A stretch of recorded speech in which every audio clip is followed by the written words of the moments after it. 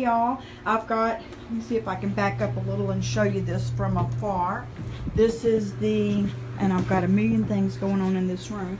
This is the buffet that I'm going to be painting for our May $10 class. And it's very sort of classic lines, nothing fancy. So I believe that, you know, it deserves to have more of a respectable finish on it than the one that we did for this month's class, which got a little bit crazy and out there. And I'm getting ready to start the prepping on it, and I wanted to share some of that information with you. I know that a lot of people say you don't have to prep with you don't have to prep when you're using chalky style paints and things like that, but it's still, a lot of times it's very important to do your with the chalky paint and see if painting over it with the chalky paint, I see the connection is back, but see how shiny it is and how they put that over, see if we can come at this angle, how they put that over a bad finish. So it does feel semi-smooth, and what we'll have to do there, or the options are painting it straight over it with a chalky style paint, because their claim to fame is they stick to anything, but I don't recommend that. You can also sort of see through there, it's dirty, there's dust all over it, and dusting is not enough, and especially with this type of finish on it.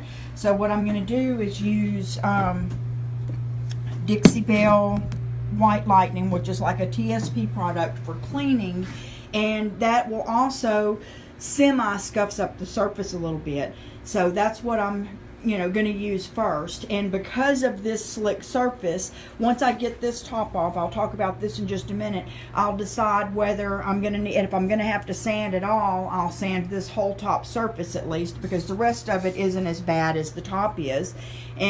But if we have to sand it, then I'll definitely use the Dixie Belle Boss, because to keep anything from bleeding through. But I'm probably just going to use the slick stick, which means it helps the paint to, it's like a primer to help the paint stick to slick surfaces, and this is a pretty slick surface. This is the top piece of decorative molding. Can you see if I put it at this angle? It's leaning forward, and if I paint this with this on here and then try to take it off, then and try to straighten it up, it's going to leave a line that's not painted there. So one of the first things I'm going to do is remove that piece. I'm going to see if I can put the camera on. It's backwards here for me, so let me see if I can see it with the other video or see it with this camera. Do we have the whole thing in there? Okay, I'm going to get behind it.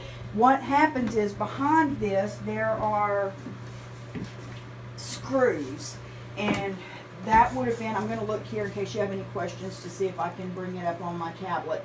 So while we're doing this, I can see, there it is. Oh, it's definitely a little ways behind, so sorry about that. And here I am now, so hopefully, I see that it's like cutting my head off. There you go. And then I guess my head may not be that important, so I'm probably going to leave it with that. Let me see if I can bring this up just a little bit. Let's see if that helps. It's hard to do the up close and this at the same time. Okay. Anyway, there are little pocket holes back here, and the screws are in that, and I'll show you. Let me get these out, and I will decide after this whether or not to see if my husband can save this thing or whether or not we will replace it with something else. But anyway, we're going to take that off, and here, and you can see the damage from underneath and why that happened. There were big chunks of this missing, and whoever the last owner, be a slick surface, and I will not have to use the slick, but I will have to use the Boss to block out stains and odors, because, or there's not because it has any odors, but because it will have released some of the tannins in the wood through the sanding. One other thing I wanted to show you, and this is freaking awesome here. I always use these buckets. Right now I have my White Lightning in here, and I have some gloves that I'm going to use because I'm about to clean the whole thing with the White Lightning, which is the TSP base. You can use mini rollers, brushes, or any of that in there. So I just thought that was pretty cool. That's the Easy Tell by Shoreline. Okay, so I'm going to, this piece is dirty all over. You can see, look, where it's had a splash of something over the surface of it. And now that I've removed the decorative piece that I will sand separately or replace, then I definitely have to sand this part of the top. So I'm going to sand this part of the top, but I did want to show you what colors we're going to paint this piece. I chose Dixie Belle Evergreen, Dixie Belle Kudzu, Dixie Belle Farmhouse Wear, and I will, you know, paint it and give it a little bit of a shine.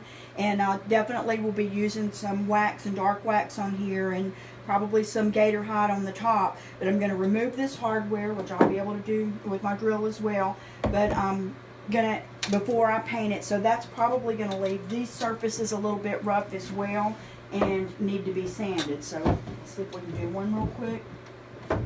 And it takes a flathead screwdriver, and I don't have one in here with me, so unless this is one. Nope, it's not.